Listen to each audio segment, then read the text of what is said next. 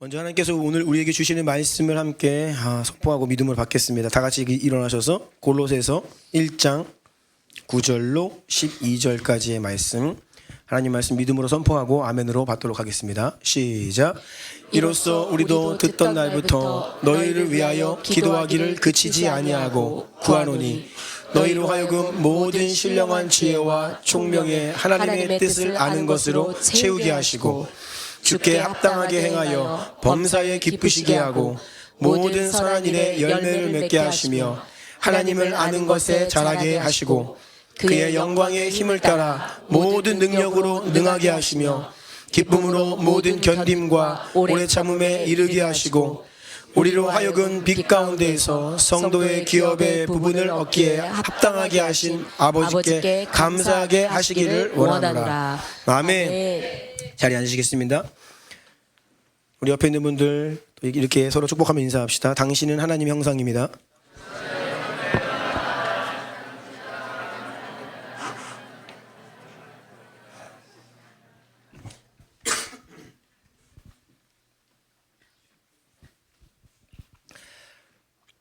한 주도 주님의 은혜로 또 승리하신 줄로 믿습니다.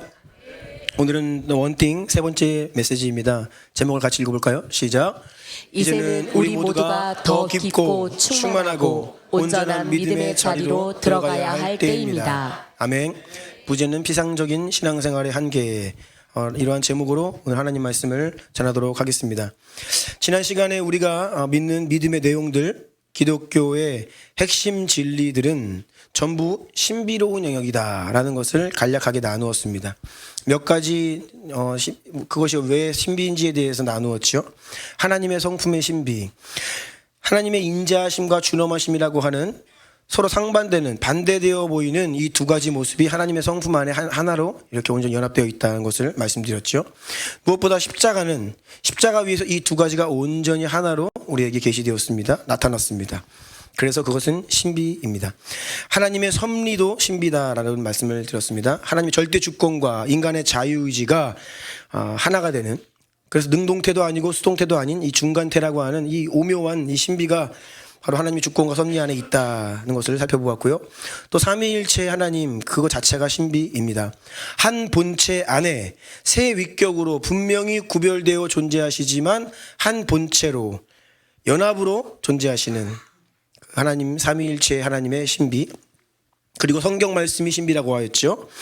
사람이 기록하였지만 온전한 하나님께서 기록하신 하나님 말씀이다 라고 하는 신비입니다. 그리고 성육신의 신비, 참 하나님께서 참 인간이 되신 완전하신 하나님이 완전한 사람이 되신 이 성육신이 신비다 라고 하였어요. 그래서 우리가 믿는 모든 신앙의 고백들, 믿음이라고 하는 것은요, 이러한 신비로운 일들에 대한 하나님이 그렇게 말씀하시는데 다 이해할 수는 없지만 그것을 우리가 믿음으로 고백하고 있습니다.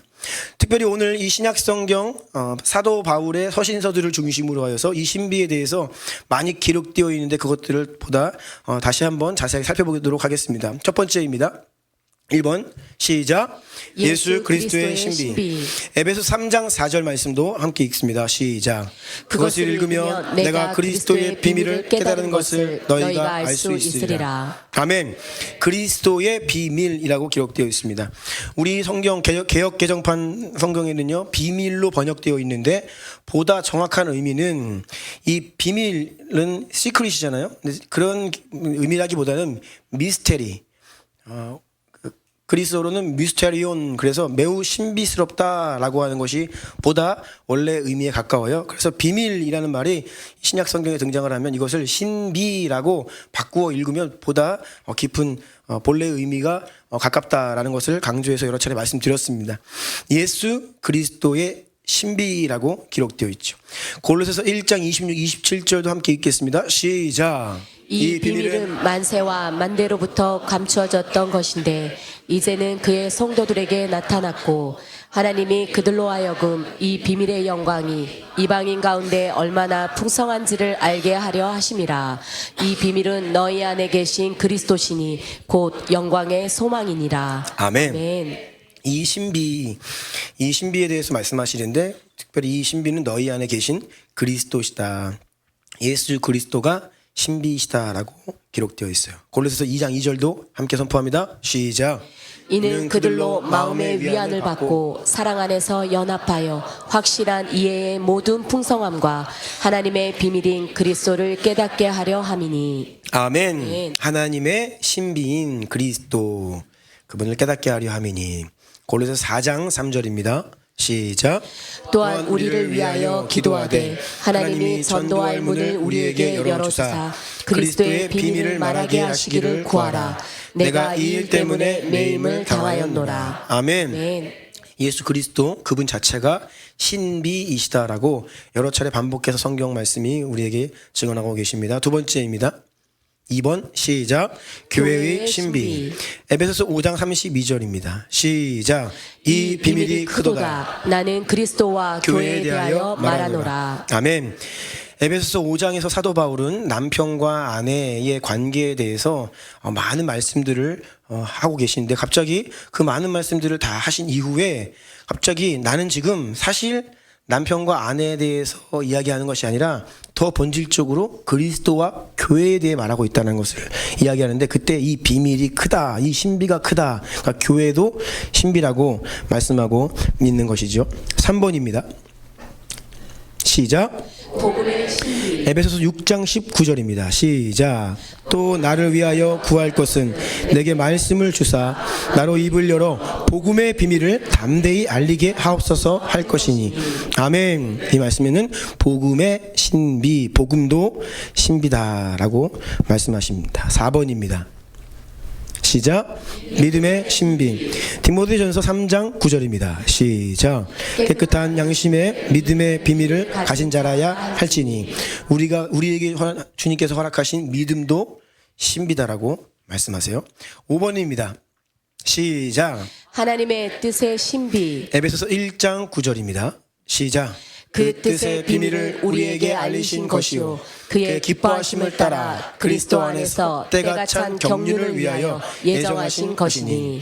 그러니까 하나님의 뜻도 신비롭다, 신비다라고 말씀하십니다. 6번입니다. 시작. 불법의 신비. 데살로니가 후서 2장 7절입니다. 시작. 불법의 비밀이 이미 활동하였으나 지금은 그것을 막는 자가 있어 그 중에서 옮겨질 때까지 하리라. 아멘. 아멘. 자, 불법도 신비라고, 불법의 비밀, 불법의 신비라고 기록되어 있어요. 우리가 하나님에 대해서는 신비라고 할 수 있는데 그분은 매우 신비로우시고 위대하시고 경이롭고 이렇게 표현하는 것이 적절한데 어떻게 불법과 이 악에 대해서 신비라고 이야기할 수 있느냐 반문할 수 있겠습니다.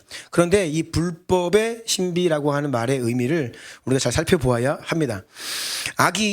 악한 일들, 사탄과 악한 영들의 활동들이 역사 속에서 어떻게 허용되고 또 그럼에도 불구하고 하나님께서 그 불법의 활동을 제한하세요. 한계를 두십니다. 그래서 이 땅에서 벌어지는 모든 일들은 다 하나님의 통제 바깥에서 일어나는 일이 아니라 하나님의 허락과 허용 그리고 그 하나님께서 그 허락하신 경계선 안에서 일어나고 있는 악한 일들이에요. 결국 하나님의 계획 안에서 하나님께서 당신의 뜻을 이루시기 위해 그 악한 일들을 허락하시고 그것을 사용하시고 그래서 하나님의 뜻을 이루시는 이게 신비라는 거예요. 그런 의미에서 불법의 신비라고 하는 겁니다. 하나님이 사탄의 활동을 허락하셨습니다. 그래서 사탄이 사람들을 충동질하여서 예수님을 십자가에 못 박아 죽도록 하나님이 허락하셨죠. 그런데 그 일을 통하여 그 불법의 활동을 통하여 위대한 인류 구원 계획을 성취하시는 하나님의 그 놀라운 신비, 그래서 불법의 신비라고 기록되어 있는 거예요. 다시 지금 읽었던 데살로니가 후서 2장 7절 말씀 보면요, 불법의 비밀이 이미 활동하였으나, 한 가지 불법의 비밀이 활동하고 있다. 그런데 지금은 그것을 막는 자가 있다. 이 두 가지를 잘 주목해 보셔야 됩니다. 악이 실제로 역사 속에서 지금까지 아주 활발히 역사해 왔고 많은 사람들을 속이고 빼앗고 죽이고 종노릇하여서 사망의 길로 이끌었죠. 지금도 아주 왕성하게 활동하고 있습니다. 하지만 그 악은 하나님의 주권 안에 제한받고 통제받습니다. 그것을 의미하는 게 그것을 막는 자가 있다라고 하는 말의 의미예요. 악한 영들은 언제나 예외 없이 하나님으로부터 허락받은 제한과 한계 안에서만 겨우 활동할 수 있습니다. 하나님께서 분명히 그어 놓으신 경계선이 있는데 그것을 사탄은요 결코 넘을 수가 없습니다. 욥기를 보면 이 부분이 아주 정확하게 게시되어 있죠. 사탄의 활동이 철저히 하나님의 주권적인 허락하심과 하나님께서 너 여기는 넘지 말아라 라고 분명하게 그어 놓으신 경계선 그 안에서만 제한적으로 허용된다라는 것을 우리는 알 수 있는데요. 욥기 1장 보실까요? 하나님께서 사탄에게 말씀하십니다. 1장 8절 시작. 여호와께서 사탄에게 이르시되 내가 내 종 욥을 주의하여 보았느냐 그와 같이 온전하고 정직하여 하나님을 경외하며 악에서 떠난 자는 세상에 없느니라. 아멘. 하나님께서 사탄에게 말씀하세요. 네가 내 종이라고 말씀하세요. 욥을 종이라 말씀하십니다. 주의하여 보았느냐? 그와 같이 온전하고 정직하여 하나님을 경외하고 악에서 떠난 자는 세상에 없다. 이렇게 하나님이 칭찬을 막 하신 거예요. 그러면요 사탄은요 시기질투합니다. 그 시기질투가 발동합니다. 아니 도대체 어떤 녀석이길래 하나님께서 저렇게 칭찬을 할까 이렇게 그러면서 쭉 보니까 뭐라고 이야기하냐면 보니까 부자네요. 돈이 많네요. 재산이 많아요. 돈이 많아서 그런 거예요. 재산이 많으니까 재산 많으면 다 그렇게 하나님 믿음 좋지. 뭐가 부족한 게 뭐 있다고. 부족한 게 없는데 하나님 잘 섬기죠. 라고 이렇게 막 참소를 막 하는 거예요. 만약에 저 돈 재산 다 걷어가시면 하나님 욕할 것 같은데요? 라고 사탄이 이야기하는 거예요. 11절 12절입니다. 시작. 이제 주의 손을 펴서 그의 모든 소유물을 치소서 그리하시면 틀림없이 주를 향하여 욕하지 않겠나이까. 여호와께서 사탄에게 이르시되 내가 그의 소유물을 다 내 손에서 맡기노라. 다만 그의 몸에는 내 손을 대지 말지니라. 사탄이 곧 여호와 앞에서 물러가니라. 아멘.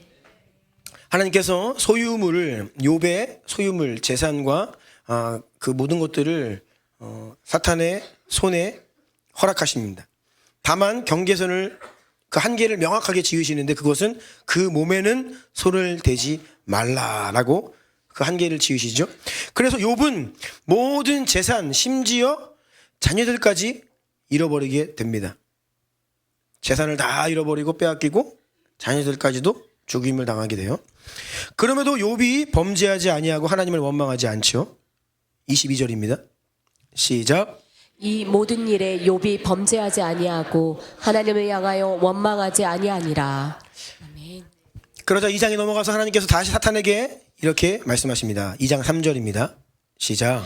여호와께서 사탄에게 이르시되 내가 내 종 욥을 주의하여 보았느냐 그와 같이 온전하고 정직하여 하나님을 경외하며 악에서 떠난 자가 세상에 없느니라. 내가 나를 충동하여 까닭 없이 그를 치게 하였어도 그가 여전히 자기의 온전함을 굳게 지켰느니라. 아멘. 아멘. 그러자 사탄이 또 다음과 같이 말합니다. 5절과 6절입니다. 시작. 이제 주의 손을 펴서 그의 뼈와 살을 치소서 그리하시면 틀림없이 주를 향하여 욕하지 않겠나이까. 여호와께서 사탄에게 이르시되 내가 그를 내 손에 맡기노라. 다만 그의 생명은 해하지 말지니라. 그 몸의 건강을 건드리면 건강을 잃으면 아마 그때는 하나님을 욕할 겁니다라고 하니까 다시 한번 하나님께서 사탄에게 허락을 하시는데 욥의 육체까지도 이렇게 허락을 하세요. 하지만 생명은 해할 수 없다. 경계선을 짓습니다. 죽일 수는 없다. 그런데 내가 일시적으로 건강 그 육체까지도 허락한다. 이렇게 허락을 하셨어요. 저는 이 욥기 말씀을 보면서 이제 때로는 좀 혼란스러웠던 적이 있어요. 왜냐하면 아니 하나님이 왜 사탄이 그 기도는 아니죠. 부탁을 하는데 그걸 들으시는지 몰라요. 잘 몰라요. 이게 우리가 뭐 이것을 다 이해할 수는 없습니다. 예수님께서 사복음서에도 이 거라사 지방의 군대 귀신 들린 자를 치유하시는 장면을 보면 그 귀신들이 이야기를 합니다. 우리를 무적행으로 들어가지 말게 하시기를 간구했다 이렇게 나와요. 귀신들이 예수님께. 그리고 저 돼지떼에게 들어가기를 허락해 주십시오라고 간구합니다. 그때 하나님 예수님께서 그것을 허락하세요.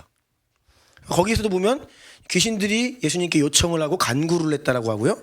예수님이 그것을 들으시고 허락해 주셨다라고 기록이 되어 있습니다. 모쪼록 욥은요, 자신이 겪은 극심한 고난 속에서도, 그런데 그 배우가 이러한 영적인 세계에서 사탄의 참소와 하나님의 어떤 부분적인 허락하심, 이것이 신비예요. 다 이해할 수 없다는 거예요. 그 신비 안에서 이러한 일이 일어났다는 것에 대해서 우리는 알지만 욥은 몰라요. 우리는 욥기를 통해 욥이라고 하는 사람이 이러한 엄청난 큰 고난과 고통의 시간을 겪었는데 그 배후에서 영적인 세계에서 이러한 일들이 있었구나라고 하나님은 욥기를 기록하셔서 우리에게 알려주셨지만 정작 그 당사자인 욥은요, 그걸 몰랐어요. 자신이 왜 갑자기 하루아침에 재산을 다 빼앗기고 자녀를 잃어버리고 갑자기 질병이 와서 고통을 당하는지 그 이유를 알 수 없었어요, 욥은요. 아니, 하나님께서 주신 이 성경 말씀을 읽어도 우리가 이해가 안 되는데 도무지 영문도 모른 채 그런 고통을 감당해야 됐던 욥은 얼마나 더 이해가 안 됐겠습니까? 그럼에도 욥은 끝까지 믿음을 지킵니다. 믿음은 다 알고 이해하고 납득이 돼서 믿는 것이 아니다라고 하였습니다. 그럼에도 불구하고 다 이해할 수는 없지만 이해가 되니까 믿는 게 아니라 우리가 무엇을 믿는 거냐면, 따라해 보세요. 하나님의 선하심, 하나님의 신실하심. 그러니까 하나님은요, 좋은 분이시다, 선하신 분이다, 신실하신 분이다. 하나님의 그 인격, 하나님에 대해서 우리가 그 하나님을 신뢰하는 거예요. 하나님을 신뢰하기 때문에 다 이해는 안 되지만 그럼에도 불구하고 내가 하나님 믿음을 고백합니다. 하나님을 신뢰합니다. 끝까지 포기하지 않겠습니다. 이러한 믿음의 고백을 드릴 수 있는 것입니다. 모쪼록 이 불법의 활동이 신비인 이유는 악한 영들이, 사탄이 하나님의 백성들을 대적하고 공격하고 또 하나님의 뜻을 거스르려 하지만 하나님은 그때 그것을 제한적으로 허락하심으로 결과적으로는 하나님의 뜻을 이루시는 수단으로 사용하신다는 거예요. 도구로 사용하신다는 겁니다. 때문에 다시 한번 말씀드려요. 우리는 다 이해할 수는 없지만 오늘날 내 인생에서 내가 지난날에 겪었던 아픔들, 수치들, 고통들, 지금도 지구 곳곳에서 벌어지고 있는 참혹한 일들, 이해 안 되는 일들, 사람들은 이야기해요. 하나님이 살아계시면 어떻게 이런 일이 있을 수 있느냐라고 많은 사람들이 이야기하지만 우리도 다 그 이유를 알 수 없죠. 다 설명할 수 없습니다. 하지만 그럼에도 불구하고 우리가 하나님, 선하신 하나님, 신실하신 하나님을 신뢰하기 때문에 우리는 오늘도 우리 주님께 하나님께 믿음을 고백하고 있습니다. 이러한 의미에서 불법 또한 불법의 활동도 신비라고 성경은 말씀하고 계신 거예요. 하나님의 뜻이, 지난 시간에도 이 부분을 잠시 다루었는데요. 하나님의 뜻이 두 가지로 좀 구분이 됩니다. 한 가지는 하나님의 뜻이 완전하신 하나님의 뜻, 완전한 순도 100%의 하나님의 뜻이 있어요. 이것은 하나님이 기뻐하시고 원하시고 바라시고 뜻하셔서 하시는 일이에요. 이건 하나님의 완벽하신 하나님의 뜻이에요. 그래서 영어로는 perfective will, 하나님의 의지, 뜻, 완전한 완벽한 하나님의 뜻이다라고, 이러한 하나님의 뜻이 있고요. 또 다른 하나님의 섭리적인 뜻이 있는데 이것은 무엇이냐? 본래 그것은 하나님이 원하지 않으셨어요. 그것은 하나님의 마음을 슬프게 하는 거예요. 그 일은 하나님의 마음을 근심케 하는 거예요. 그럼에도 불구하고 하나님께서 섭리적으로 허락하시고 허용하시는 뜻이 있다는 거예요. 이것을 permissive, 허용적인 뜻이다, 허락하신 뜻이다 라는 거예요. 같은 뜻인 것 같지만 달라요. 내용이, 성격이 전혀 다릅니다. 지난 금요일 날 우리 다음 세대 성령 집회할 때에도 제가 잠시 말씀했는데요. 그것은 하나님이 우리를 존중하시기 때문에 하나님의 형상대로 우리를 창조하시고 우리에게 자유의지를 주시고 우리를 막 기계적으로 조종하지 않으세요. 너 뭐 이렇게 해라 저렇게 해라 컨트롤하지 않으신다는 거예요. 우리를 존중하시고 우리에게 자유의지를 주셨어요. 그러니 사람이 나 하나님 원하지 않아요, 나 죄 지으면서 살 거예요 라고 하면 하나님 마음이 너무 아프시지만 그것을 허락하십니다. 이게 허용적인 뜻이라는 거예요.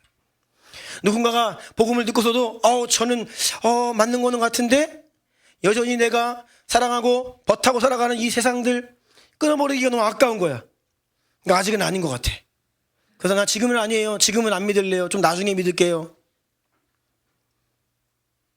이러한 마음을 가진 분들의 소망이 있지요. 죽기 전에 믿는 거. 죽기 전에 믿는 거.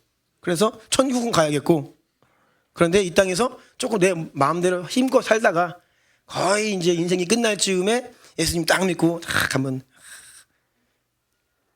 그런 마음, 그런 얄팍한 마음을 가지고 살아가는 사람을 보실 때 하나님의 마음이 아프시고 슬프시고 근심하시지만 그럼에도 불구하고 하나님은 존중하셔요, 우리를. 그래서 허락하십니다.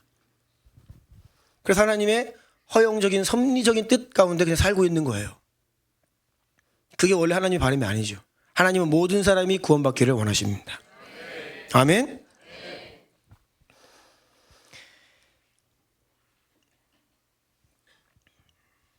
케네스 해긴 목사님이라는 분은 대부분의 성도들이 완전한 하나님의 뜻 안에 있지 않다라고 이야기했어요. 이 완전한 퍼펙트한 하나님의 뜻 가운데 살아가는 사람들 굉장히 드뭅니다. 거의 없다.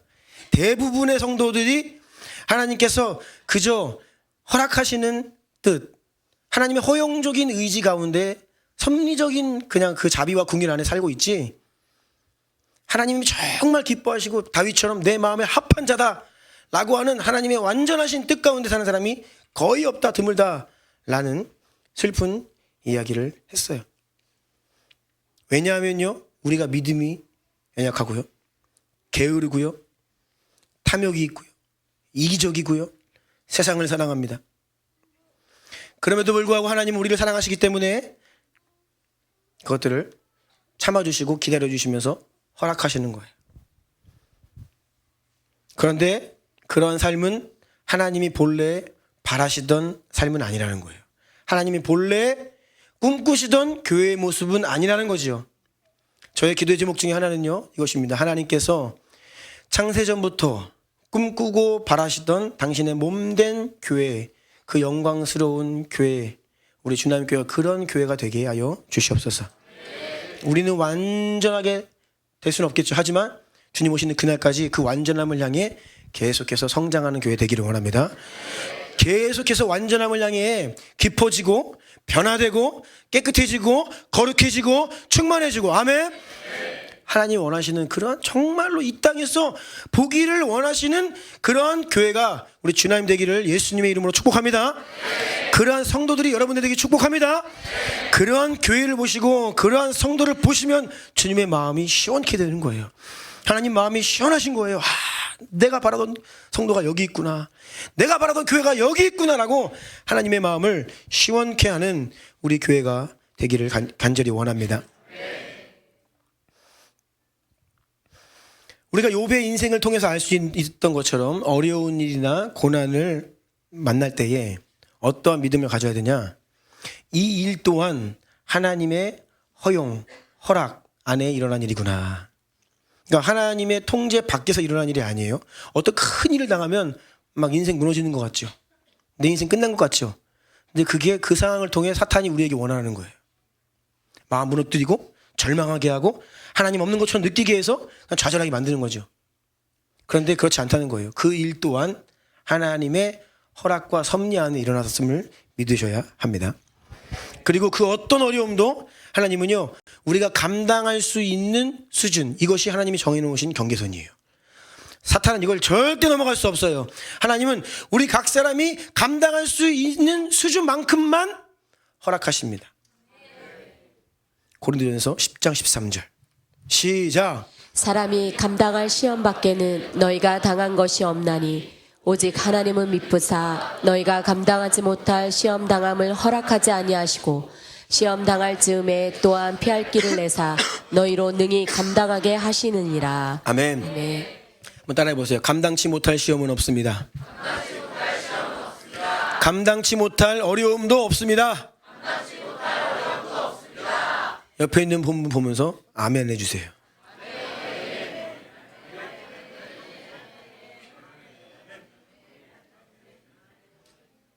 아멘. 그래서 우리는 이해할 수 없는 어떤 일을 만나거나 너무나 큰 고통 가운데 그러한 사망의 음침한 골짜기를 다닐 때라도 어떻게 기도해야 하냐면 하나님 도대체 내 인생에 왜 이런 일이 일어나는 거예요? 주님 내 기도를 들으시기는 하는 거예요? 왜요? 원망 불평할 것이 아니라 하나님 제가 원치는 않았지만 어려운 시간을 통과하고 있습니다. 주님 이 시간을 통하여 저에게 무엇을 원하시는지 제가 알게 하여 주시옵소서. 이 일을 통하여 무엇을 제게 말씀하고 계신지 제가 그 하나님의 음성을 듣게 하여 주시옵소서. 제가 연단되고 변화되고 회개하고 돌이켜야 될 것이 무엇인지를 이 상황을 통하여 알려 주시옵소서. 이러한 성숙한 질문을 기도를 드리며 이것이 바로 어려움 중에 믿음의 사람입니다. 이러한 믿음을 끝까지 지키시는 여러분 되기를 예수님의 이름으로 축복합니다. 7번입니다. 시작. 구원의 신비. 로마서 16장 25절 함께 읽습니다. 시작. 나의 복음과 예수 그리스도를 전파함은 영세전부터 감추어졌다가. 자, 이 말씀은 비밀, 이 신비라는 말은 번역은 되어 있지 않은데 원문에는 원래 있어요. 근데 이게 번역하다가 이게 빠져버렸어요. 이 말을 제가 이제 정확하게 보자면 나의 복음과 예수 그리스도를 전파함은 영원 전부터 감추어졌던 신비였지만 이런 말이에요. 그리고 그 다음 주 보면 이제는 우리에게 나타나신 바 되어서 이제는 우리가 그것을 믿고 순종하여 구원에 이르게 되었다. 그러니까 우리가 구원받은 것에 대한 신비로움을 이야기하는 거예요. 그것이 지금 읽은 로마서 16장 25절 말씀입니다. 하나님이 창세기 1장 1절 이전에 태초에 하나님이 천지를 창조하시니라 말씀하시기 1장 1절 이전부터 여러분의 이름을 아셨어요. 이게 신비라는 거예요. 그 태초 전부터 여러분을 구원하시기로 하나님이 작정하신 거예요. 예정하신 거예요. 아멘? 이게 신비라는 거예요. 놀랍죠? 세상을 창조하시기 이전부터 내 이름을 아셨어요. 우리 교회의 이름을 아셨어요. 그리고 주나님의 여러분을 지체로 접붙이기로 계획하셨어요. 아멘? 이게 신비다는 거예요. 그 창세전부터 하나님의 계획과 예정하심이 우리에게 때가 이르자 구원의 열매를 맺게 하신 그 놀라운 구원 사역은 정말로 신비롭다라고 말씀하고 있는 것입니다. 8번입니다. 시작. 하나님 나라의 신비.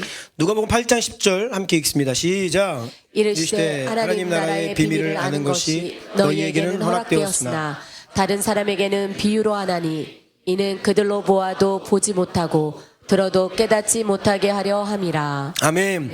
예수님께서 하신 말씀입니다. 하나님의 나라 또한 신비다, 비밀이다 라고 말씀하셨습니다. 그런데 여기에서 이 신비를 아는 것이 너희에게는 허락되었으나 어떤 사람들은 그 하나님의 나라를 보아도 보지 못하고 들어도 깨닫지 못하게 된다. 그런 말씀이에요. 자, 왜냐하면 지금 계속 신비에 대해서 말씀드리고 있습니다. 이것은 우리의 이성으로 논리로는 우리의 생각으로는 그것을 이해하거나 담아낼 수 없는 영역이에요. 그래서 신비롭다는 거예요. 따라서 우리의 육신에 눈이 있지만 본다고 볼 수 있는 게 아니고 우리의 육신에 귀가 있지만 그냥 이 복음을 성경 말씀을 설교를 듣는다고 다 깨닫고 구원받는 게 아니라는 겁니다. 무엇이냐? 영적인 눈이 있다는 거예요. 영적인 귀가 있다는 것입니다. 하나님의 은혜를 받아야 이 영적인 눈이 열리고 영의 귀가 열려야 비로소 하나님의 나라를 볼 수 있어요. 아멘? 그 신비를 말씀하고 계신 거예요. 육체의 눈이 있듯이 영의 눈이 있고 마음의 눈도 있습니다. 육체의 귀가 있듯이 마음과 영의 귀가 있습니다. 영적인 눈과 영적인 귀는 단순히 이성적인 자연적인 지각을 이야기하는 것이 아니에요. 영적인 세계를, 영적인 차원을 인식하고 깨달을 수 있는 그러한 영적인 지각을 의미합니다. 에베소서 1장 17절부터 19절까지 성경 말씀을 매일매일 읽기 전에 이 기도를 꼭 하나님께 진실되게 기도드리고 성경을 읽으라고 제가 늘 말씀드리죠. 자, 17절부터 19절입니다. 시작. 우리 주 예수 그리스도의 하나님 영광의 아버지께서 지혜와 계시의 영을 너희에게 주사 하나님을 알게 하시고 너희 마음의 눈을 밝히사 그의 부르심의 소망이 무엇이며 성도 안에서 그 기업의 영광의 풍성함이 무엇이며 그의 힘의 위력으로 역사하심을 따라 믿는 우리에게 베푸신 능력의 지극히 크심이 어떠한 것을 너희로 알게 하시기를 구하노라. 아멘. 그러니까 지혜와 계시의 영을 주셔야 되는 거예요. 성령님을 우리에게 주셔서 그래야 비로소 하나님을 알 수 있다는 겁니다. 성령님이 아니고서는 하나님을 알 방도가 없어요. 지혜와 계시의 영을 우리에게 주셔야만, 부어 주셔야만 하나님을 알 수 있게 됩니다. 너희 마음의 눈을 밝히사. 이 마음의 눈이라는 것이 영적인 눈을 의미합니다. 우리 성경을 볼 때 이게 신약 성경에서 마음이라고 번역되어 있는 단어가 다 같은 단어는 아니에요. 몇 가지 종류가 있는데 영어 성경으로 보면 마인드라고 기록되어 있는 마음이 있어요. 그것은 우리의 생각이나 혼적인 차원의 어떤 마음이라고 보여질 수 있고요. 하트라고 이제 번역이 되어 있는 마음이 있어요. 그것은 보다 우리의 근본적인 속사람 영을 의미한다라고 보면 좋아요. 여기서는 마음의 눈이 영이에요. 속사람의 눈을 의미하는 게 훨씬 가깝습니다. 지혜와 계시의 영, 성령께서 우리에게 임하셔서 우리 영의 눈을 밝혀 주셔야 비로소 하나님께서 우리에게 어떤 일을 행하셨는지, 또 우리에게 주신 영적인 그 풍성함, 그 기업의 영광의 풍성함, 얼마나 그 영광이 풍성한지 비로소 우리가 알려면, 알 수 있으려면 마음의 눈이 밝아져야 된다. 지혜와 계시의 영께서 우리의 마음의 눈을 열어주셔야 비로소 알 수 있다라는 것이죠. 사도행전 26장 17절과 18절을 보면요, 여기에도 그 눈을 뜨게 하여 이방인들을 구원하시는 사역에 대해서 이야기하시는데 18절 보니까 그 눈을 뜨게 하여 어두움에서 빛으로 사탄의 권세에서 하나님께로 돌아오게 하고 그 눈을 뜨게 한다. 이게 무슨 말? 영적인 눈을 뜨게 한다, 그런 말이죠. 사람들은요 일반적으로 그냥 죄인으로 태어나서 회심하기 전에, 하나님 만나기 전에 이전의 사람들의 상태는 무엇이냐면 우리의 육신의 눈은 띄어 있고 육적인 세계는 볼 수 있지만 영의 눈은 다 감겨 있어요. 영적으로 보자면 아무것도 볼 수 없는 상태예요. 하지만 성령께서 역사하시고 우리의 마음의 눈을 뜨게 하시면요, 그때부터 이전에 볼 수 없었던 영적인 세계를 볼 수 있게 됩니다. 아멘. 그 무엇보다 여러분 잘 들으세요. 나 자신의 비참함에 대해서 볼 수 있게 됩니다. 영적인 눈이 닫혀 있으면 자신의 연약함을 볼 수가 없어요. 그래서 교만한 거예요. 그리고 교만하면 어떤 모습이 나오냐? 비판합니다. 요즘 세상이 그렇잖아요. 그냥 막 열광했다가 조금 드러나면 그냥 다 돌 던지면서 매장시키잖아요. 연예인이고 정치인이고 할 거 없이. 우리 교계 안에서도 최근에 몇 가지 이슈들이 있습니다. 우리 순진한 성도들은 잘 모르시겠지만 교계 안에 몇 가지 이슈가 있어요. 마음 아픈 이슈들이 있어요. 그런데 너도 나도 그 이슈 들먹이면서 비판하고 돌 던지고, 저는 어떻게 보이냐면 영의 눈들이 닫혀 있구나. 여러분, 다른 사람의 죄를 보는 거는 육적인 눈으로 볼 수 있어요. 이거는 특별히 영적인 눈이 닫혀 있어도 다 보입니다. 그러니까 우리는요 맨 비판하고 정죄하고 싸우고 분열하고 그러는 거예요. 그냥 우리 본성적으로 다른 사람의 실수는 아주 기가 막히게 알아요. 그런데 문제는 나의 죄는 몰라. 나의 연약함과 나의 비참함과 나의 누추함은 절대 알 수가 없어요. 영의 눈이 띄어져야 나의 비참함을 비로소 알게 됩니다. 그래서 영의 눈이 띄어지는 만큼 우리는 겸손하게 됩니다. 사도 바울이 주님을 만나 회심하기 이전에 어떤 사람이었어요? 최고였습니다. 좋은 학벌에, 좋은 집안에, 좋은 가문에 그냥 흠이 없는 사람이었어요. 아주 자신감 충만했죠. 기세 등등했지요. 권세까지 받고 잘 나가는 아주 그냥 미래가 창창한 사람이었습니다. 사도 바울이. 그런데 주님 만나고 나니까 뭐예요? 자기가 그렇게 교만하게 여겼던, 자랑이라 여겼던 그 모든 것들이 다 영적으로 보니까 배설물들이에요. 죄인 중에 괴수라고 이야기를 해요. 영의 눈이 띄어지는 만큼 나는 아무것도 아니구나. 자신의 누추함을 보게 되는 거예요.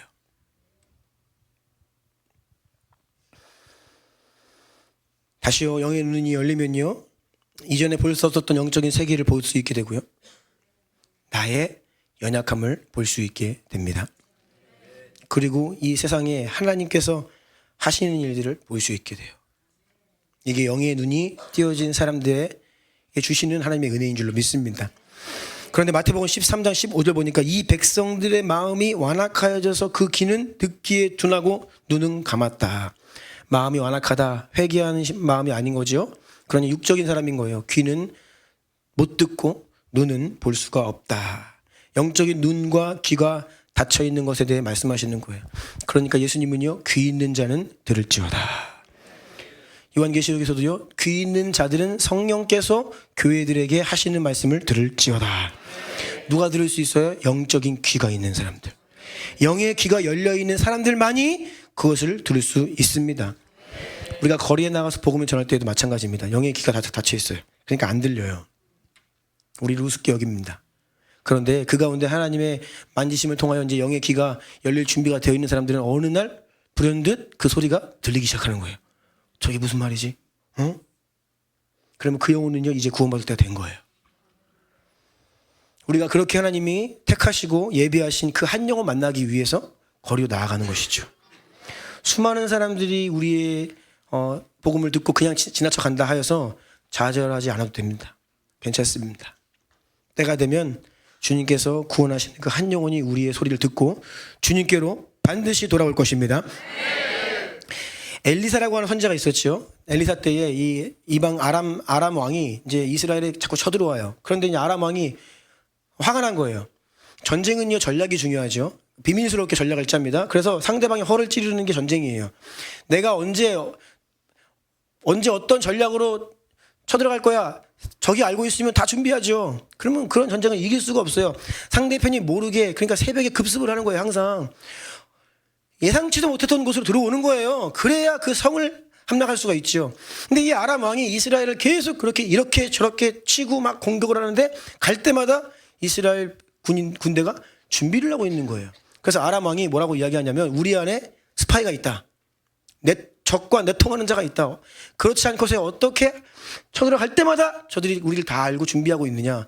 그때 한 신하가 이야기하죠. 아니, 그게 아니라 선지자 엘리사라는 사람이 있는데 그 사람이 기도하면서 다 봅니다. 이렇게 얘기하고, 그 사람을 잡아야 이길 수 있습니다. 그래가지고 그 한 사람 엘리사를 잡으려고 군대를 동원해가지고 어떻게 해요? 도단이라고 하는 그 성읍을 에워싸죠. 엘리사를 잡아 죽이려고. 수많은 병거와 군사들이 그 성읍을 둘러싸 포위하고 있으니까 엘리사에게 한 청년 종이 있었는데 그가 무서워서 벌벌 떱니다. 열왕기하 6장 15절로 17절 함께 읽을게요. 시작. 하나님의 사람의 사환이 일찍이 일어나서 나가보니 군사와 말과 병거가 성읍을 에워쌌는지라. 그의 사환이 엘리사에게 말하되, 아, 내 주여, 우리가 어찌하리이까 하니, 대답하되, 두려워하지 말라. 우리와 함께한 자가 그들과 함께한 자보다 많으니라 하고, 기도하여 이르되, 여호와여, 원하건대 그의 눈을 열어서 보게 하옵소서 하니, 여호와께서 그 청년의 눈을 여심해 그가 보니 불말과 불병거가 산에 가득하여 엘리사를 둘렀더라. 아멘. 여호와여, 원하건대 그의 눈을 열어서 보게 하옵소서. 이 눈이 바로 영적인 눈이에요. 하나님께서 그 종의 눈을 여시니까 이제 뭐가 보입니까? 엄청난 불말과 불병거가 온 산에 가득하여서 엘리사를 둘러 진치고 보호하고 있는 것을 보게 됩니다. 놀랍죠? 여러분, 만약에 우리에게도 이러한 눈이 있다면, 우리의 영적인 눈도 활짝 열려 우리와 늘 함께 하시며 우리를 천군 천사와 함께 우리 둘러 진치고 보호하시는 그 영적인 세계를 볼 수 있다면, 지금도 이 우리 주나님을 보호하시는 하늘의 군대를 우리가 영적인 눈을 떠서 볼 수 있다면, 많은 사람들이 교회의 현실을 보고 교회의 연약함을 보면서 비판하고 판단하고 정죄하고 교회를 우습게 여기고 그럽니다. 그런데 그럼에도 불구하고 이 한국교회를 귀히 여기서 한국교회를 둘러 진치고 계시는 여호와의 불말과 불병거를 볼 수 있다면, 우리의 삶의 태도가 얼마나 바뀌겠습니까? 우리의 말이 얼마나 바뀌겠습니까? 그렇게 함부로 비판할 수 있겠습니까? 그렇게 함부로 소망 없는 말을 할 수 있겠습니까? 왜냐? 영적인 눈이 닫혀 있는 거예요. 눈에 보이는 현실만 보고 있는 거예요. 인간의 연약함과 교회의 연약함만 보고 육신의 말을 하니까 자꾸 그런 말을 하는 겁니다. 영의 눈이 열려야 합니다. 그렇다면 우리가 어떻게 우리의 영적인 눈과 귀가 열릴 수 있을까요? 다시 17절 열왕기하 6장 17절 기도하여 이르되 여호와여 원하건대 그의 눈을 열어서 보게 하옵소서. 영의 눈은 내가 뜨고 싶다고 뜰 수 있는 게 아니에요. 자, 눈을 감아보세요, 여러분. 떠보세요. 네. 내가 뜨고 싶다고 육신의 눈은 뜰 수 있지만 영의 눈은 내가 뜨고 싶다고 뜰 수 있는 게 아닙니다. 내가 듣고 싶다고 들을 수 있는 게 아닙니다. 하나님께서 열어 보게 하셔야 비로소 볼 수 있습니다. 하나님께서 우리의 귀를 열어 듣게 하셔야 우리가 비로소 들을 수 있게 됩니다. 그런데 언제 주님께서 우리의 눈을 열어주시느냐? 엘리사가 그 종을 위하여 기도할 때 그 종의 눈이 떠지게 되죠. 그래서 여러분, 그래서 우리가 기도하는 겁니다. 아멘. 여러분의 기도를 통해 자녀가 눈을 뜹니다. 여러분의 기도를 통해 옆에 있는 성도들이 눈을 뜨게 되는 거예요. 아멘. 우리의 기도를 통하여 나와 우리 성도들의 한국교회가 영적인 눈을 뜨게 되는 것입니다. 성도들을 잡아오게 가두기 위해서 다메섹으로 향하던 사도 바울 쇄신 전에 사울이 극적으로 예수님 만나지요. 그런데 아주 찬란한 광채로 예수님이 임하셨어요. 그래서 그런 극적인 체험을 하고 사도 바울이 시력을 잃어버립니다. 그래서 그렇게 그 자신감 충만하고 기세 등등하던 사도 바울이 그냥 순식간에 아무것도 못 보고 그냥 사람의 인도받고선 따라가야 될 그런 처지가 되어버렸어요. 얼마나 비참해요. 아무것도 안 보여. 그리고 자신이 하나님을 위해 열심을 다해 섬긴다, 사역을 한다 생각했는데 주님 나타나셔가지고 네가 나를 박해한다. 그냥 인생 지금까지 완전 엉뚱하게 산 거예요. 그것을 직면하자 사도 바울이 큰 절망 가운데 빠지죠. 앞도 안 보입니다. 그래서 어떻게 하느냐? 그때부터 아무것도 먹지도 않고 마시지도 않고 주님께 기도를 시작합니다. 근데 금식기도 한 거예요. 사도 바울이. 사도행전 9장 10절로 12절입니다. 시작. 그때에 다메섹에 아나니아라는 제자가 있더니 주께서 환산 중에 불러 이르시되 아나니아야 하시거늘 대답하되 주여 내가 여기 있나이다 하니 주께서 이르시되 일어나 집가라 하는 거리로 가서 유다의 집에서 다섯 사람 사울이라는 사람을 찾으라. 그가 기도하는 중이니라. 그가 아나니아라 하는 사람이 들어와서 자기에게 안수하여 다시 보게 하는 것을 보았느니라 하시거늘. 아멘. 11절 다시 보니까 아나니아에게 하나님 말씀하시는 건데 사울이라 하는 사람을 가서 찾으라. 그가 기도하는 중이다. 기도하는 중이에요. 그리고 12절 그가 아나니아라 하는 사람이 들어와서 자기에게 안수하여 다시 보게 하는 것을 보았다. 사도 바울이 금식하며 3일을 주야로 간절히 기도하는 가운데 영의 눈이 열린 거예요. 그래서 무엇을 보았냐? 그냥 아나니아라고 하는 사람이 자신에게 와서 자기를 위해 안수할 때 자기 눈이 열린, 다시 보게 되는 것을 환상으로 본 거예요. 미리.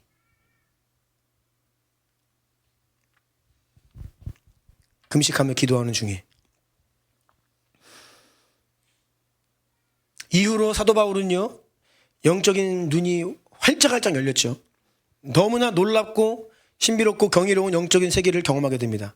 3층 천에도 갔다 오고요. 인간이 가히 말로 표현할 수 없는 것들을 보게 됩니다. 엄청난 주님의 영광을 보게 됩니다. 어마어마한 계시가 그에게 부어집니다. 그리고 사도 바울은 자신의 영안이 열려 자신이 보았던 그 놀라운 영광과 그 놀라운 신비로운 하나님에 대한 것들, 영적인 세계를 성도들이 알기를 원했어요. 그래서 모든 교회들에게 편지를 쓰면서 그들을 위해 기도하는 거예요.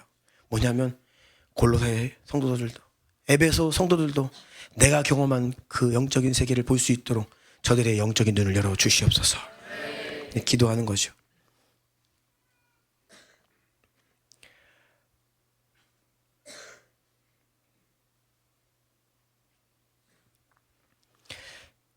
에베소 1장 17절부터 다시 보겠습니다. 우리 주 예수 그리스도의 하나님 영광의 아버지께서 지혜와 계시의 영을 너희에게 주사 하나님을 알게 하시고, 여기서 아는 것은 지식이 아니에요.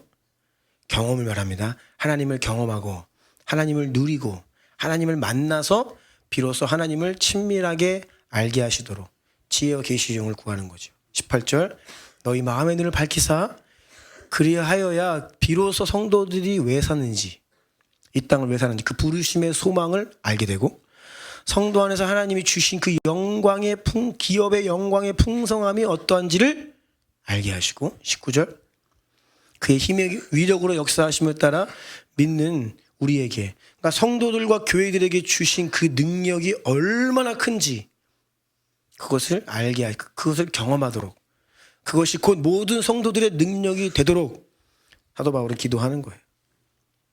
모든 성도가 자신과 같기를 원했어요. 모든 교회가 자신과 같기를 원한 거예요. 그래서 간절히 기도합니다. 주여 저들의 눈을 열어 주시옵소서. 영의 눈이 언제 열립니까? 여러분 기도할 때 열립니다. 그래서 성령의 깊은 임재 안에서 우리가 기도에 더 깊은 지경으로 들어가면 들어갈수록 영안이 열립니다. 우리는 부분적으로 보고 있어요. 온전히 보지 못합니다. 하지만 우리가 더 깊은 임재로 더 깊은 기도의 자리로 들어가면 들어갈수록 우리의 영안이 열려요. 아멘. 여러분의 기도가 정체되어 있다.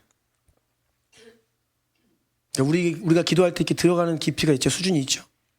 내가 한번 기도하면 이렇게 들어갔다가 나와요. 거기 그 정도 이렇게 밟고 나와요.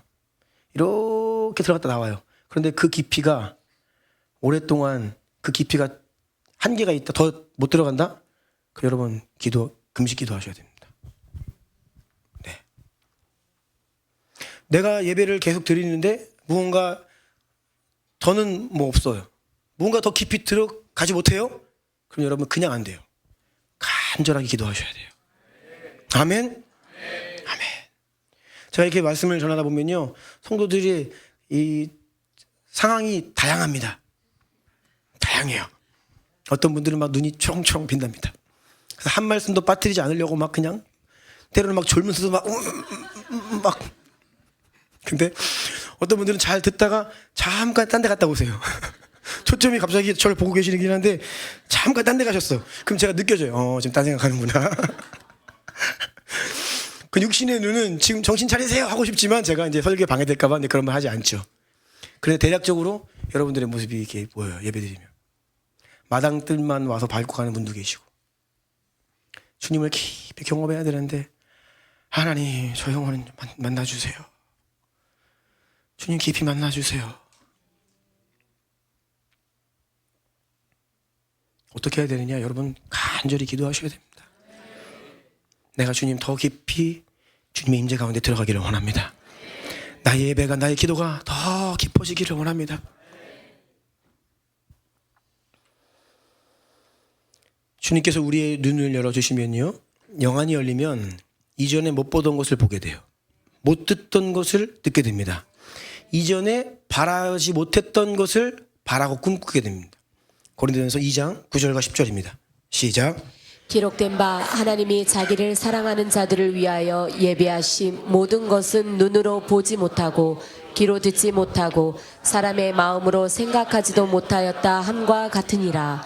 오직 하나님이 성령으로 이것을 우리에게 보이셨으니 성령은 모든 것 곧 하나님의 깊은 것까지도 통달하시느니라. 아멘. 아멘. 눈으로 보지 못하고 귀로 듣지도 못하고 사람의 마음으로 생각하지도 못하였던 놀라운 것들을 볼 수 있고 듣게 되고 이제 꿈꾸게 된다는 거예요. 아멘. 근데 이것을 성령께서 우리에게 보이시는데 성령은 하나님의 깊은 것까지도 통달하세요. 하나님의 깊이가 얼만큼이에요? 여러분 하나님의 그 우물의 깊이가 몇 미터예요? 끝이 없어요. 근데 그 깊은 것을 통달하시는 성령 하나님이 우리에게 임재하시고 역사하시는 만큼 우리가 깊어질 수 있다는 것입니다. 아멘.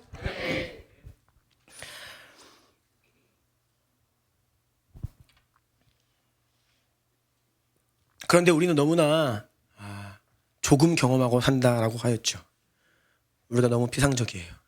우리의 기도가 너무 피상적이에요. 많은 분들이 기도가 잘 안 돼요. 기도의 영을 그래서 구해야 되거든요. 그리고 이제는 조금 결심하고 기도의 자리에 나와서 꾸준하게 또 기도의 자리는 지키는데 나오긴 하는데 이 기도가 깊어지지가 않을 수 있어요. 뭐 저도 뭐 할 말은 없습니다. 가끔 좁니다. 기도하다 보면 피곤하고 그러면 졸 수도 있어요. 저도 이게 졸기도 해요. 그런데 뭐가 문제냐? 맨날 졸면 문제예요. 항상 조는 사람이 있어요. 그럼 그 다음 단계로 나아가야 되죠. 그런데 그것만 또 끝이 아니에요. 하나님은요, 우리를 계속해서 우리의 신앙의 연수가 쌓이면 쌓이는 만큼 기도의 깊이를 더하기를 원하시는 거예요. 계속 우리를 하나님과의 그 은밀한 자리로, 친밀함의 자리로 우리를 이끄셔서 더 하나님의 사랑 안에 깊이 잠기기를 원하십니다. 그 생수의 강이 우리 가운데 더 충만히 차고 흘러 넘치기를 원하시는 거예요. 우리의 예배가 더 깊어지기를 원하시는 거예요. 그런데 우리가 노력한다고 되지 않는다고 이게 주님께서 은혜 주셔야 되기 때문에 간절히 주님께 갈망과 간절함을 가지고 이러한 은혜를 함께 구하기를 원합니다. 고린도전서 2장 12절입니다. 시작.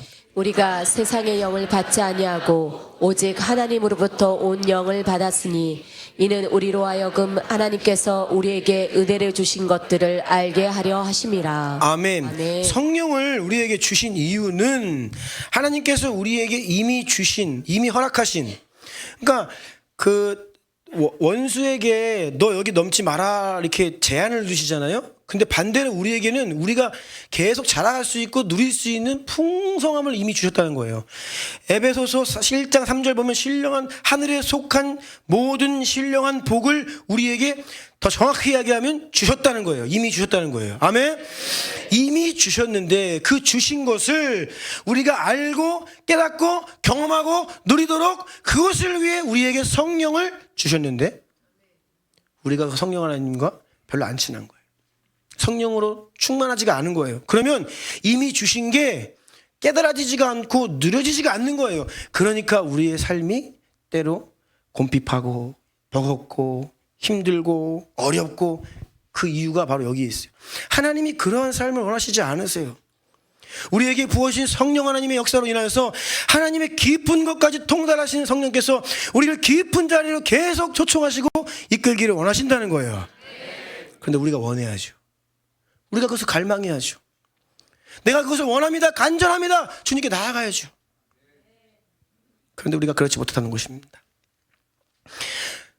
우리가 영안이 열리면 미처 이전에는 바랄 수 없는 것을 바라게 된다 이제 말씀드렸어요. 여러분, 성도들은, 교회는요 사실 우리가 인간적으로는 할 수 없는 일을 꿈꾸는 게 교회고 성도입니다. 믿으십니까? 우리가 조금 열심히 노력하면 될 가능성이 있는데 하나님이 도와주세요, 이게 아니에요. 원래 신앙생활이라고 하는 것은요, 본래 우리의 힘으로는 절대 불가능한 것을 하나님이 오셔서 하는 것, 그것을 꿈꾸는 게 신앙생활이에요. 아멘. 그런데 오늘날 성도들이 뭘 구하냐고요? 뭘 기대하냐고요? 내가 조금 열심히 하면 할 수 있는 것에 대한 도움을 구하고 있지는 않나요? 교회의 비전이 뭔가요? 우리가 조금 의기투합해서 마음을 모아 한마음 되면 좀 할 수 있는 수준의 일을 구하지는 않느냐, 이것을 묻는 거예요. 아니요, 우리는 불가능한 일을 구하는 자들입니다. 기적을 꿈꾸는 자들입니다. 세상의 심리학을 보면요, 또 이렇게 모티베이션 하는 강사들을 보면요, 막 꿈꿔라, 믿어라, 믿음대로 됩니다, 이게 세상에 이제 강의하는 사람들이 그렇게 얘기해요. 그래서 이 마인드 컨트롤 얘기해요. 그래서 정말로 믿으세요, 그러면 됩니다, 이렇게 얘기를 해요. 이게 심리학이에요. 그런데 사실은요, 이걸 교회가 배격할 게 아니라 그거는 복음의 짝퉁이에요. 제가 볼 때는 복음이 더 본질입니다. 본래 예수님 안에, 우리가 주님 안에 거하고 성령 충만하면요, 놀라운 것을 바라게 되고 그것이 이루어질 줄 믿게 돼 있어요. 근데 세상은요, 복음을 빼버리고 예수 빼버리고 그냥 사람들의 심리학으로, 생각으로 이걸 컨트롤하는 거죠. 그러니까 거기가 가짜야, 우리가 진짜죠. 아멘. 그래서 우리가 기도의 자리로 들어와 조금 더 깊은 곳으로 들어갈 수 있다면 우리의 생각이 바뀌어요. 기도의 자리에서 우리의 생각에 전환이 일어납니다. 들어올 때 얼굴과 나갈 때 얼굴이 바뀌어야 돼. 들어올 때 얼굴과 나갈 때 얼굴이 바뀌어야 돼요. 어저께도 이제 밤늦게 한 청년이 저한테 왔어. 기도 한창 하고 왔어. 저한테. 목사님, 똑똑 기도하고 이제 집에 가려고 합니다. 기도는 열심히 했는데 좀 무겁더라고요. 그 제가 얘기했어요. 가벼워야 된다. 너무 심각하다. 기도하면 소망이 생기고 가벼워지고 막 희망이 생겨야 되는데 조금 무겁게 왔더라고요. 그래서 야, 기도의 방향을 바꿔라. 기도하면요, 우리의 마음이 가벼워집니다. 세상 짐이 내려져요. 아멘? 저는 언제 가장 제 마음의 컨디션이 좋냐? 기도할 때예요. 기도할 때는 뭐든지 다 할 수 있을 것 같아요. 근데 문제는 기도 끝나고 세상으로 나오면 이제 우리의 믿음이 또 흔들리고 그래서 우리가 기도가 중요한 거예요. 임재 가운데 들어가서 하나님이 영안을 여시면 하나님이 우리에게 하실 일이 기대되죠. 그런 기도의 자리에서의 그 하나님 주시는 영적인 감각을 가지고 살아가는 거예요. 그 감각을 가지고 비즈니스 일터로 들어가는 겁니다. 그래서 승리하는 거예요.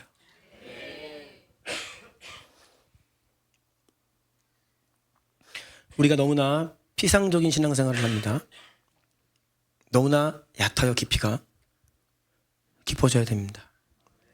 옆에 있는 분들에게 선포하세요. 깊어져야 됩니다. 한 번 더 선포해 주세요. 더 깊어져야 됩니다.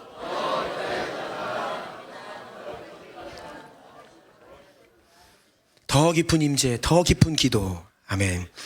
이사야 6장 1절 보면요, 우시야 왕이 죽던 해에 내가 본즉 주께서 높이 들린 보좌에 앉으셨는데 그의 옷자락은 성전에 가득했다. 이사야가 영안이 열린 거예요. 영안이 열리니까 하늘에 보좌가 보이는 거예요. 하늘문이 열리는 거죠. 저는 우리가 예배드리는 가운데 이러한 일이 일어나기를 원합니다. 예배드리는 가운데 우리의 영안이 열리고 하늘의 문이 열려 하나님이 예수 그리스도의 아름다우심이 보여져야 돼요. 그 찬란한 영광이 우리를 비추고 있는 것이 보여져야 됩니다. 그러한 예배가 되기를 간절히 원합니다. 요한복음 4장 23절에 예수님께서 아버지께 참되게 예배하는 자들은 영과 진리로 예배할 때가 오나니 곧 이때라. 아버지께서는 자기에게 이렇게 예배하는 자를 찾으시니라. 아멘. 영과 진리로 예배한다는 게요, 이거예요. 성령 안에서 깊은 성령의 임재 가운데 우리의 영적인 눈이 열리고 이 땅에 속한 문제들이 아니라 시선이 하늘의 영광으로 옮겨지는 거예요. 그 영광을 보게 되는 겁니다. 아멘. 그러니까 우리는 이 땅을 살지만 이 땅에서 천국을 살 수 있다는 거예요. 이게 바로 우리 안에 하나님의 나라가 이미 임했다라고 하는 의미입니다. 우리 안에 이미 왔다고요. 이미 온 하나님의 나라, 우리에게 비추시는 그 하나님의 영광이 예배 가운데 영안이 열려 그것이 보여져야 됩니다. 이러한 은혜가 우리 가운데 있기를 간절히 원합니다. 예레미야 33장 3절입니다. 시작. 너는 내게 부르짖으라. 내가 내게 응답하겠고 내가 알지 못하는 크고 은밀한 일을 내게 보이리라. 아멘. 네. 부르짖어 기도하면 주님께서 크고 은밀한 일을 보이리라. 내가 너의 영안을 열겠다. 너의 영적인 눈을 활짝 열겠다. 부르짖어 기도하는 자에게 이런 응답 두시겠다고 약속하셨습니다. 아멘. 에베소서 6장 18절이에요. 모든 기도와 간구를 하되 항상 성령 안에서 기도하라. 이 말씀도 그런 말이에요. 우리가 기도할 때에 성령의 깊은 임재 안에 기도해야 됩니다. 그래서 여러분 계속 매일 기도하실 때 주님 앞에 설 때에 우리의 기도의 제목은요, 더 깊어지게 하소서. 더 깊은 성령 안에 나의 기도가 이끌려지게 하소서. 성령의 내 입술을 주장하시고 나를 깊은 자리로 이끌어 주십시오. 시편 73편 17절 보니까 하나님의 성소에 들어갈 때에 내가 그들의 종말을 깨달았다. 이 말씀은요, 배경은 어떠냐면요, 2절 3절 띄워주시겠어요? 나는 거의 넘어질 뻔하였고 나의 걸음이 미끄러질 뻔하였다. 이는 내가 악인의 형통함을 보고 오만한 자를 질투하였습니다. 이 시편 73편 기자가 어떤 상태였냐면 거의 실족하여 믿음을 빼앗길 뻔한 거예요. 왜냐하면 자신은 믿음을 가지고 살아간다라고 살아왔는데 내 인생에 벌어지는 일은 이해 안 되고 주변을 보니까 하나님을 믿지 않는, 경외하지 않는 악인들이 잘 먹고 잘 사는 거예요. 그런 세상이 되어버린 거예요. 그러니까 너무나 마음이 어려운 거예요. 근데 어려운 정도가 아니라 넘어질 뻔하였고 미끄러질 뻔하였다. 거의 믿음에서 탈락할 뻔했다. 그런 말이에요. 자신을 보면서 하나님이 어디 계시냐? 하나님이 살아계시면 그럴 수 있냐? 네가 눈을 보고서도 모르냐? 이렇게 막 이야기하는 사람들이 주변에 둘러싸고 있는 거예요. 그래서 그것이 자신에게 너무나 큰 고통이었다. 16절. 내가 어쩌면 이를 알까 하여 생각한즉. 그러니까 도무지 이해가 안 되는 거예요. 생각하면 생각할수록 그것이 내게 심한 고통이 되었다. 그런데 이 모든 것들이 언제 해결돼요? 다시 17절. 시작. 하나님의 성소에 들어갈 때에야 내가 그들의 종말을 내가 깨달았나이다. 깨달았나이다. 아멘. 아멘. 하나님의 임재가 있는 하나님의 성소에 들어갈 때야 비로소 깨닫는 거예요. 거기에서 영안이 열리는 겁니다. 아멘. 혁신적인 전환이 일어나는 거예요. 생각과 관점과 삶의 태도가 바뀌어버리는 거예요. 성소에서 주님의 임재 가운데. 그거 여러분, 사람이 왜 인본주의적이 되는지 아십니까? 교회가 왜 인본주의가 되는지 아십니까? 기도하지 않기 때문입니다. 임재 있는 예배를 빼앗겨버렸기 때문이에요. 형식과 종교로 갔기 때문에 하나님의 임재가 교회 안에 충만히 임하지 않으고 성도들의 기도가 종교적이 된 거예요. 깊어지지 않는 거예요. 주님의 임재가 무엇인지를 모르는 거예요. 그러면 우리의 영안은 닫히고 인간적으로 살게 되어 있어요. 어떻게 세상 사람들의 생각과 우리 생각이 같냐고요? 같을 수가 없죠. 그게 더 이상한 거죠. 하나님 모르는 사람이 세상을 바라보는 생각과 어떻게 하나님을 경외하는 성령께서 와 계신 우리의 생각이 같냐고요? 같을 수가 없죠. 근본이 다른데요.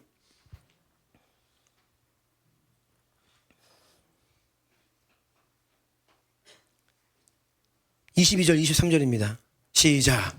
내가 이같이 우매무지함으로 주 앞에 짐승이 오나 내가 항상 주와 함께하니 주께서 내 오른손을 붙드셨나이다. 아멘. 그러니까 이게 성소에 들어가 영안이 열리니까 22절 내가 이같이 우매무지함으로 주 앞에 짐승과도 같다.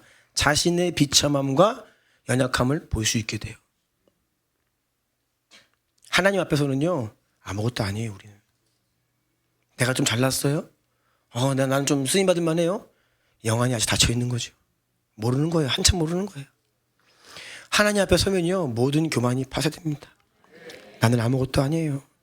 짐승 수준이다라고 고백하는 거예요. 하지만 주님이 그런 나와 함께 하시니 그것이 은혜가 되는 거죠. 그래서 28절입니다. 시작. 하나님께 가까이함이 내게 복이라. 내가 주 여호와를 나의 피난처로 삼아 주의 모든 행적을 전파하리이다. 아멘. 아멘. 하나님께 가까이함이 내게 뭐라고요? 복이다. 근데 이 가까이함 이거 누가 몰라? 다 알죠. 찬송도 하잖아요. 주님의 가까이함이 복이라고요. 그런데 이것은 어떤 실제적인 의미가 있느냐? 깊은 임재 가운데 들어간다는 거예요. 우리의 기도가 깊어진다는 거예요. 그래서 나와 함께 하시는 그 주님이 정말 친밀하게 더 가까이 느껴진다는 거예요. 이러한 은혜가 우리에게 있기를 간절히 원합니다. 요한계시록 1장 10절로 넘어가 주세요. 쭉. 네. 자, 시작. 주의 날에 내가 성령에 감동되어 내 뒤에서 나는 나팔 소리 같은 큰 음성을 들으니. 사도 요한이 밤모섬에서 강제 노역을 하고 있다가 이 요한계시록을 쓰는데 엄청난 계시가 열리는 거예요. 하늘 문이 열렸습니다. 그런데 이때가 언제였냐? 주의 날. 이게 바로 오늘날 우리가 일요일을 주일이라고 부르는 이유입니다. 주의 날은 주님께 속한 날, 주님의 것, 주님 특별한 표현이에요. 그냥 요일을 이야기하는 게 아닙니다. 주님의 날은 초대교회의 배경 안에서 이 날은 예배드리는 날이에요.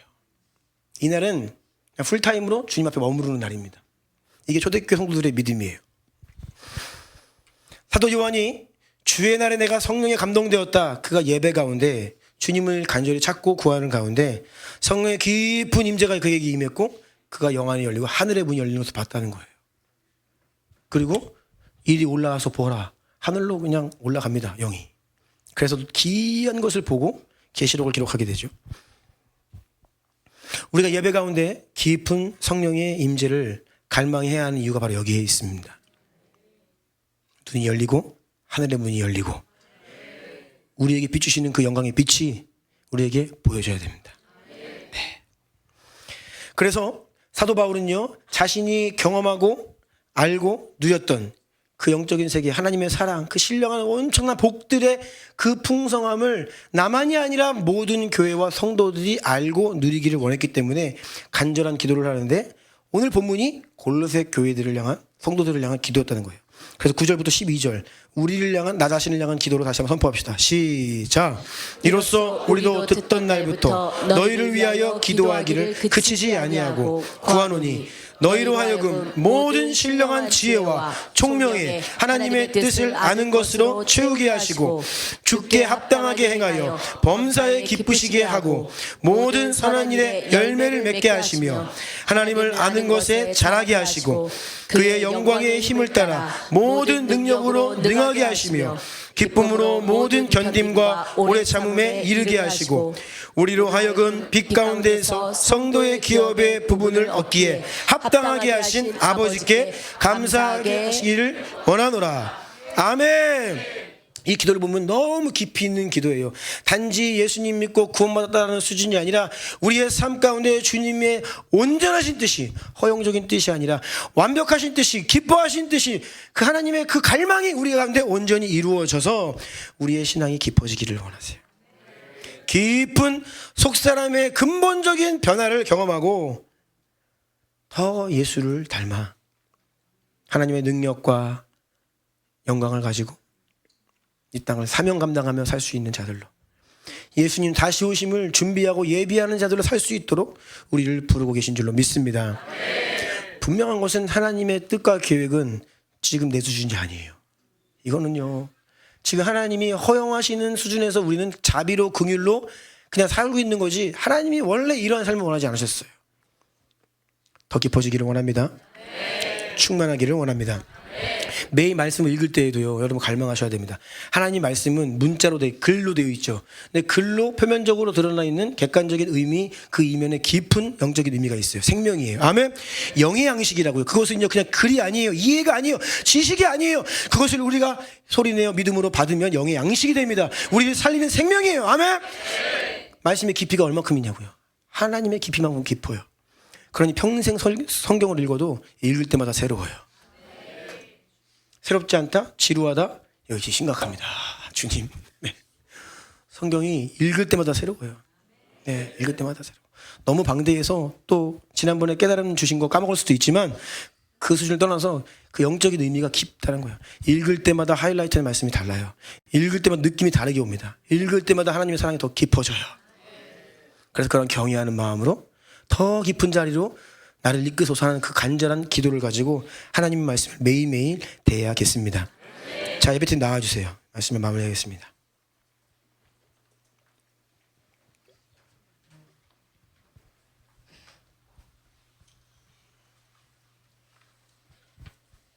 시편 36편 9절 보니까 진실로 생명의 원천이 주께 있사오니 주의 빛 안에서 우리가 빛을 보리이다.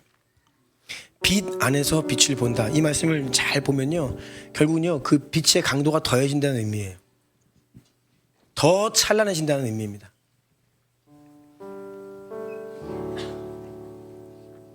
하나님이 원하시는 것은요, 빛에 빛을 더하기 원하시고 영광에서 더 풍성한 영광으로 나아가기를 원하시고 믿음 위에 믿음을. 아멘. 이 하나님이 우리를 향하신 뜻이에요. 오늘 기도하는 것은 우리가 더 깊어지기를 갈망합시다. 내가 원해야 되죠. 내가 그냥 하나님 저는 이 정도면 괜찮아요. 뭐 이것도 나쁘지는 않아요. 그러한 생각이 주님을 슬프게 하지만 주님은 허락하시는 거예요. 네가 그걸 원한다면 내가 기다려줄게. 하지만 너가 더 갈망하지 않으니 내 마음이 슬프다. 이게 주님의 본심이거든요. 더 깊어지고 더 확장되고 더 풍성히 누리기를 원하고 우리의 피상적인 기도가 성령께서 이끄시는 더 깊은 지성소에서 올려지는 기도가 되기를 원합니다. 우리의 예배가, 우리 주일 금요일 매일 예배가 더 성령의 임재가 충만하기를 원해요. 간절히 주님께 기도하기를 원해요. 돌파가 필요하실 때는 금식이라도 하면서 기도해야 됩니다. 작정해서 기도해야 돼요. 주님을 갈망함으로, 간절함으로. 그럼 주님은 반드시 우리를 더 깊은 자리로 우리를 초청하시고 인도하실 줄로 믿습니다. 눈을 감고 오늘 주신 말씀 가지고 기도하기를 원합니다. 간절히 기도합시다. 주님 더 깊어지기 원합니다. 더 충만한 성령의 임재를 원합니다. 더 찬란한 주님의 영광 보기를 원합니다. 더 성령으로 충만하기를 원합니다. 우리가 말씀의 깊이를 더 맛보아 알기를 원합니다. 우리가 예수를 더 닮아가기를 원합니다. 우리의 크고 위대한 믿음이 되기를 원합니다. 그러한 갈망이 여러분 안에 있으십니까? 그것을 진실로 원하십니까? 원하시는 분은 두 손 들고 주의 이름 3번 부르며 기도하며 나갑시다. 주여